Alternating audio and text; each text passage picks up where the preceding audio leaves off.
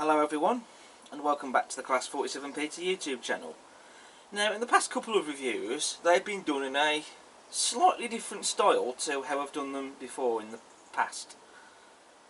For this review, I've decided to go back to my format that I've been using previously for what I'm looking at today, because I'm taking a look at a small piece of rolling stock that I don't really have a lot to say about, to be honest, not compared to other models. So I thought, instead of doing the format that I've done for the past couple of reviews, I thought I'd go back to how I've done it before for this one. So today I'm going to be taking a look at the Hornby Liverpool and Manchester Railway Royal Mail coach that's been released by Hornby as a separate item. It's just arrived to me in the post, so I'm going to get this unboxed and we're going to have it down on the layout.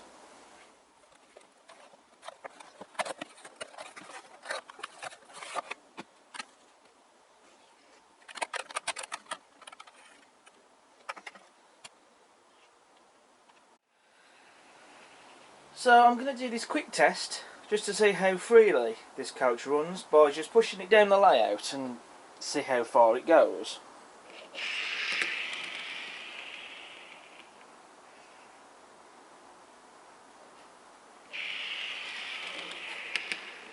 As you can see, that's passed the test. Doesn't matter how far you push it along, it runs smoothly and freely enough. So that's fantastic. That's what we like to see. So now we're going to talk about the coach itself. Now, I have had to derail the coach, as you can see, because this coach just won't stay still. It just wants to roll away. Now, Hornby first released the Liverpool and Manchester Railway Royal Mail coach in the Royal Mail train pack that came with Stephenson's Rocket, a first class coach and a third class coach, and also one of these Royal Mail coaches. Now, I think that was released, if memory serves me correctly, in 2021. I could be wrong, but I think it was somewhere around there. If I am wrong, then you know where the comments are, drop a comment below. And in 2024, Hornby, in their 2024 range, announced the Royal Mail coach as a separate item, and it has just been released, and so I went and bought one because I did really want to get one of these. I didn't want to buy another Stephenson's Rocket pack just to get the coach, so I waited until they released it as a separate item, which they have done, and then I went and bought one as soon as it was released. Now, I know at this point people are thinking, is this an accurate model? Now, to be honest, I don't really know a lot about the Liverpool and Manchester Railway Royal Mail coach. They did exist in real life. Basically, when the Liverpool and Manchester Railway was opened in 1830, there was an agreement made to carry mail on the railway. At the back of the train there would be a Royal Mail coach, which would be on the end of the train, with a guard seated high up on a special seat at the back of the coach that would keep an eye on the train, basically. So basically it was sort of like on a horse and cart where you have the showman. There would be a guard sat at the back just here in this seat. So, looking at the model, there does seem to be some accuracy there, which we will talk about in a bit. However, there are no photographs of these because this was well before the camera was invented.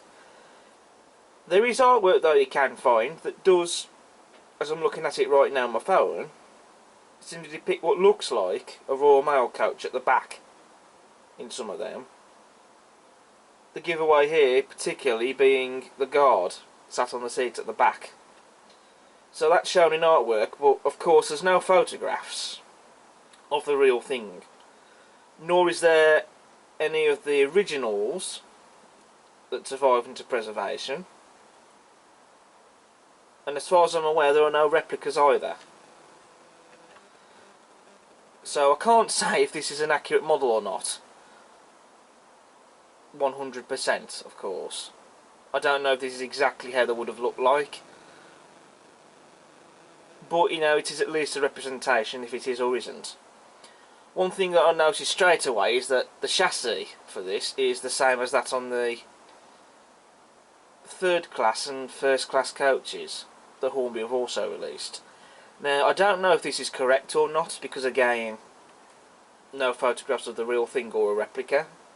It could very well be that they did have the same chassis frames, so if that's the case, then that's great. But if not, then it would have been nice if the chassis frame was a little bit different from the first and third class coaches, just to make it a little bit more different. But again, it could very well be that the same chassis was identical, if not similar, to that of the other coaches. But again, I can't comment with great certainty on that. So starting with the detail, as you can see, we have unsprung plastic buffers. I'm not too fussed by the fact that the buffers aren't sprung, and I'm not too fussed either that the buffers are made of plastic. I mean, it would have been nice, of course, if they were metal, but I don't mind the plastic ones.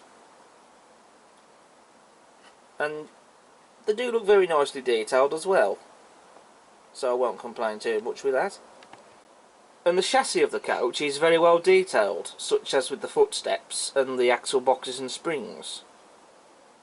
Again, it is the same chassis as the Liverpool first and third class coaches that you've seen, but again, it might very well be that the chassis were indeed identical or even the same.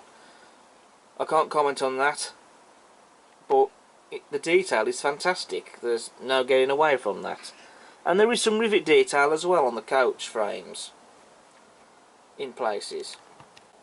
As we'd expect, we have metal wheels on the coach as well, and also you can see the underframe detail there, which although you're never really going to see any of that, not when it's running, but there is detail there. And the detail that is there, it's quite nice.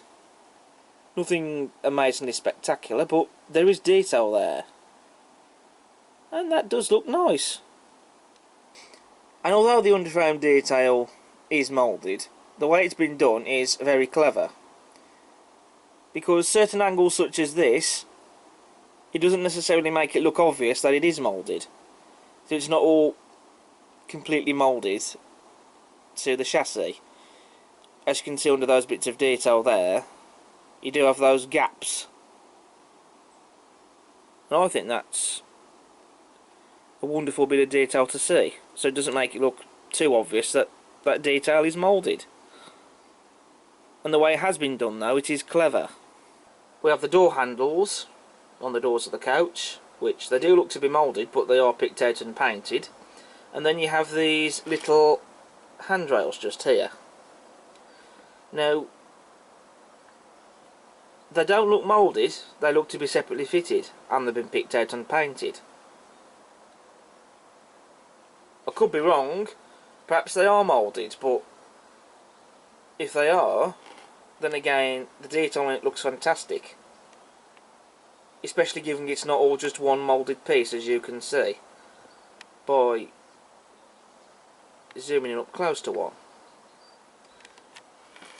It does look like it is separately fitted, but again, I can't be too sure. But it's fantastic detail nonetheless. Now there is seating interior inside this. Now I was actually going to show this to you. I did take the body off. Well, I took the screws out and I took the body off, thinking that the seating in the interior was fixed onto the chassis, but I was wrong.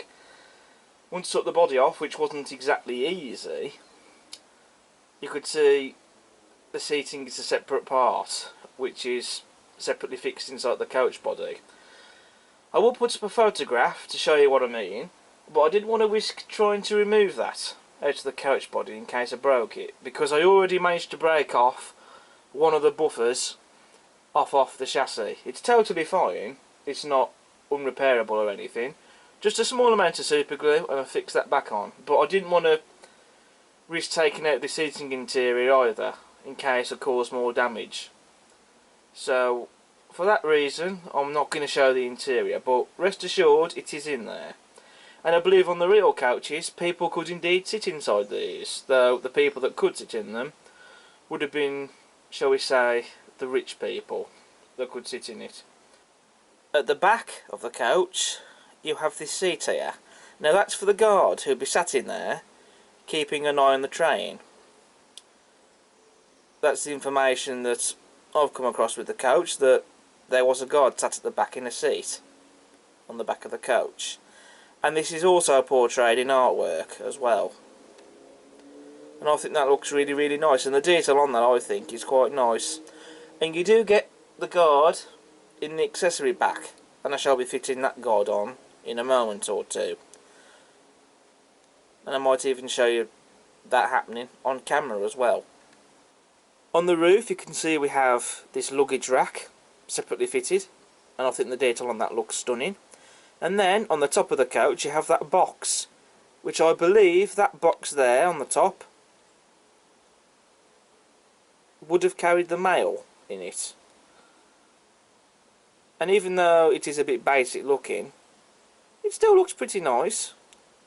I do love the colour scheme on this coach. Now in the artwork again that I've come across showing these coaches, which I'm not going to use in the video in case it breaches copyright or something, I do want to be careful, but you can just search it into Google and you shall find the artwork.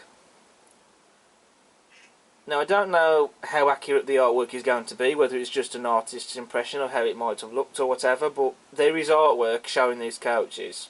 And they did exist, based on the info I found. Whether or not they would have been painted into this colour scheme exactly, I don't know. I can't say for sure. But in the artwork I have seen, it is in this colour scheme. And I think it looks really nice. The livery application has been quite well done. I just think overall the colour scheme looks fantastic. You've also got Liverpool and Manchester and Royal Mail, crisply and neatly applied on the doors. And last but not least, I'll show you the coach ends. The detail on them, it is basic because it's moulded detail, but there's detail there, no getting away from that. And you can see that we do have the footsteps, so a folk would climb up using the steps on the chassis and then use the steps on the coach ends to get up to the roof if they, for example, needed to put the luggage on there. And also you have this bit of detail on the back, which I'm not too sure what that bit of detail is there for, but it's there. So now I'm just going to show fitting the guard they get in the accessory pack.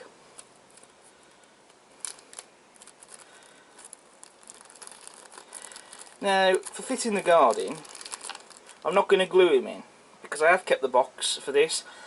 I don't keep every single box for all my rolling stock because it's due to space really, but I do keep some of them, and so I have kept the box for this one. So if for whatever reason I decide to put it back in the box again, then I can easily remove the guard. Or if I just need to remove him for whatever reason, then it's easily removed. So here's the guard, and I think the detail on it is really nice actually, and it has been quite nicely painted. It might not be anything to the level of detail that you can expect for things like Hardy's Hobbies or Model U for example, but you know, it's not a bad figure. Now underneath him he has this lug, and in the seat, as you can see, there's that hole for him to fit into.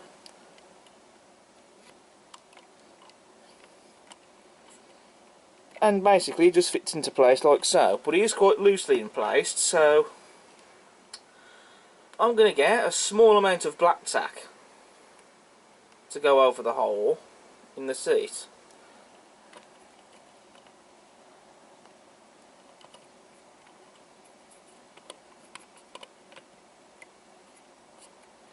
and that should hold him in place.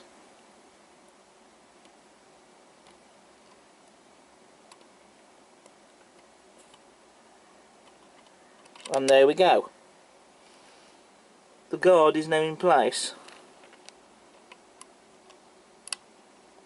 There we go, that's better. So the guard is now in place, and the black tack will keep him there,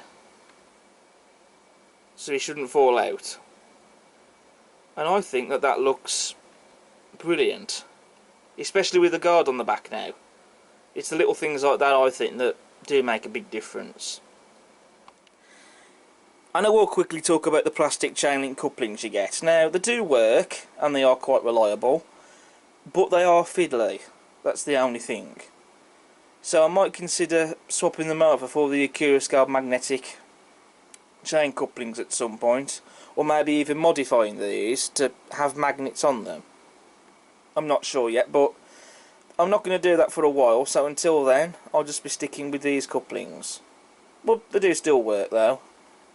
They are quite reliable, even if they are fiddly. So I have pretty much covered all the detail on this model.